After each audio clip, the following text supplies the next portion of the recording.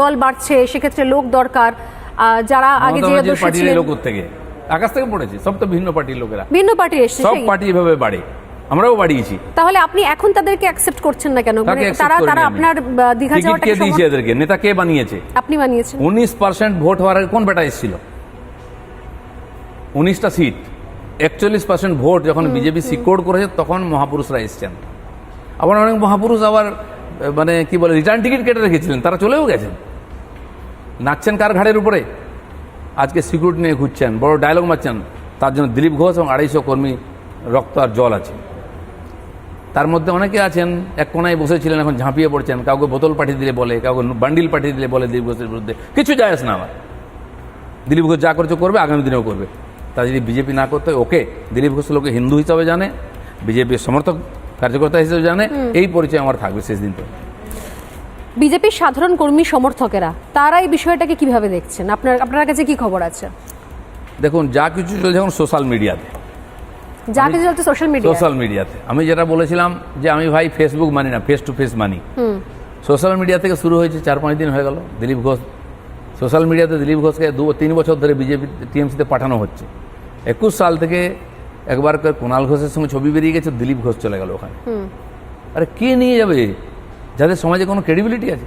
একবার ববি হাকিমের সঙ্গে ফটো বেরিয়ে গেল, চলে গেল বিজেপি দিলীপ ঘোষ। আবার 30 তারিখ চলে যাচ্ছে, গত 21 জুলাই গেল একবার, আবার 21 জুলাই নাকি যাবে। তারিখ পে তারিখ চলছে, দিলীপ ঘোষ কিন্তু ওখানেই আছে। কিন্তু দিলীপ দা, এটা তো ঠিক যে শাসক দলের সঙ্গে আপনার সবথেকে ভালো সম্পর্ক, এটা তো ঠিক। শাসক দলের সঙ্গে মোটামুটি সৌজন্যের সম্পর্ক সবথেকে ভালো আপনার। সুজন চক্রবর্তীর সম্পর্ক আছে, বিকাশ ভট্টাচার্য আছে, প্রদীপ ভট্টাচার্য আছে, সোমেন মিত্রের সঙ্গে ছিল, পঙ্কজ ব্যানার্জির সঙ্গে ছিল। নাম বলুন যত বড় নেতা।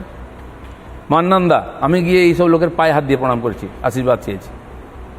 ওই পার্টির আরো অনেক সিনিয়র লিডার আছে যারা পপুলার নয়, তার সঙ্গে আমার সম্পর্ক। আমি বাড়ি যাই, তার জন্য কে কি বললো দিলীপ ঘোষের ঘন্টা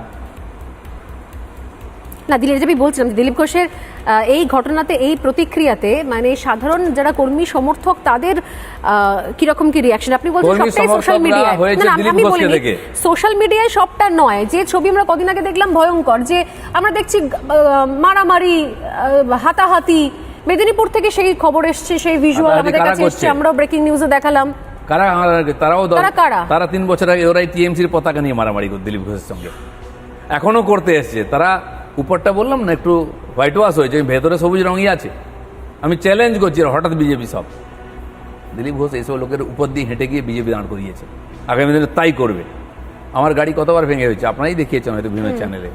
আমার কর্মীরা মজা করে বলতো যে গাড়িটা কিনতে যা খরচা হয়েছে না, রিপেয়ারিংতে যে বেশি হয়েছে। তাতে দিলীপ ঘোষ আটকে আছে নাকি? আর যারা গাড়ি ভেঙেছিল তারা আমার ঝান্ডা ধরে আমার পার্টিতে এসেছে, নাম নিয়ে বলে দেবো, সিরিজ। আর যারা যত বড় নেতা তত বেশি আমার উপর অত্যাচার করেছে, তত বেশি টিএমসি বিজেপি কর্মীকে হত্যা করেছে, তাদের গায়ে রক্ত লেগে আছে হাতে। মমতা ব্যানার্জি নিজের ইট মারেনি আর তলোয়ার চালায়নি, এরা দাঁড়িয়ে থেকে আমাদের গাড়ি ভেঙেছে, আমাদের কর্মীদের মেরেছে। কিন্তু যখন এসে গেছে সব বিবাদ শেষ। শত্রু মিত্র এত হালকা হয় নাকি? কাল আমার পার্টিতে এলো, আমার মিত্র হয়ে গেল। পরশু দিন আমাকে কেস দিয়েছে, মেরেছে। পরশু আবার বিয়ে চলে গেল বিজেপিতে, আবার শত্রু হয়ে গেল। দিলীপ ঘোষ এত সহজে শত্রু মিত্র ভেদ করেন। যাকে শত্রু মনে করে, আমি রাজনীতিতে কাউকে শত্রু মনে করি না। যাকে মিত্র মনে করে আমার সারা জীবন মিত্র, ও বেটা মানুক আর না মানুক। যারা চলে গেছে তাকে আমি বন্ধুই মনে করি, সে যে পার্টিতে থাক। আর রোজ ক্লাব পাল্টায়, এখানে পার্টি পাল্টায় ফুটবল ক্লাবের মতো। তার জন্য কি আমার নৈতিকতা, আমার নীতি, আমার আদর্শ, আমার প্রিন্সিপাল পাল্টে যাবে নাকি? দিলীপ দা, আপনি যে বারবার করে বলছেন যারা অন্য জায়গা থেকে এসছে, আপনি একবার বলেছিলেন যে অন্য গাছের ছাল যতই দাও গাছে লাগে না, কিন্তু প্রমাণ হলো কিনা? না, কিন্তু সবাই তো যায়নি, সবাই চলে গেছে।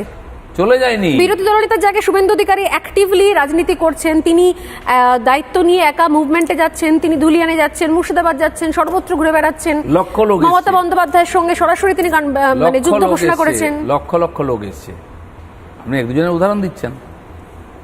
সৌমিত্র খাম এখনো পর্যন্ত রয়েছেন দলে। কোথায় আছেন তিনি জিজ্ঞেস করুন তো। আর কালকে কোথায় যাবেন জানেন উনি? উনি নিজে বলছেন আমি তো 3টা পার্টি চেঞ্জ করেছি। দিলীপ ঘোষ বলেনি পার্টি পাল্টেছি বা পাল্টাবো। যাদের অভ্যাস আছে তারাই পাল্টায়, আমরা এখন অভ্যাস করতে পারিনি। নানা ধরনের কন্টেন্ট দেখার জন্য